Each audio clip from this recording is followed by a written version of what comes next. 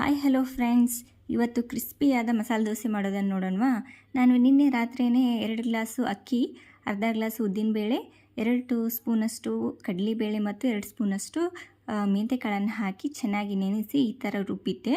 ನೋಡಿ ಬೆಳಗ್ಗೆ ಎಷ್ಟು ಚೆನ್ನಾಗಿ ನೆಂದಿದೆ ಹಿಟ್ಟು. ಇದಕ್ಕೆ 1 ಟೇಬಲ್ ಸ್ಪೂನಷ್ಟು ಉಪ್ಪನ್ನು ಹಾಕಿ ಮಿಕ್ಸ್ ಮಾಡ್ತೀನಿ.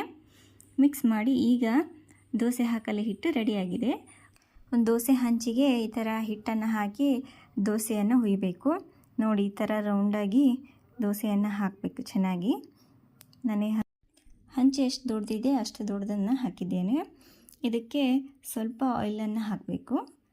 ನಾನು ಕೆಂಪು ಚಟ್ನಿಯನ್ನು ಮಾಡಿದ್ದೆ. ಮಸಾಲೆ ದೋಸೆಗೆ ಕೆಂಪು ಚಟ್ನಿ ತುಂಬ ಟೇಸ್ಟ್ ಕೊಡುತ್ತೆ. ಈ ಥರ ಹಾಕಿ ಇದನ್ನು ಸ್ಪ್ರೆಡ್ ಮಾಡಬೇಕು. ನೋಡಿ ಎಷ್ಟು ಚೆನ್ನಾಗಿ ಕ್ರಿಸ್ಪಿಯಾದ ಮಸಾಲೆ ದೋಸೆ ರೆಡಿಯಾಗಿದೆ. ಇದನ್ನು ಆಲೂ ಪಲ್ಯ ಮತ್ತು ಕಾಯಿ ಚಟ್ನಿ ಜೊತೆ ಸವಿಯಿರಿ. Thank you.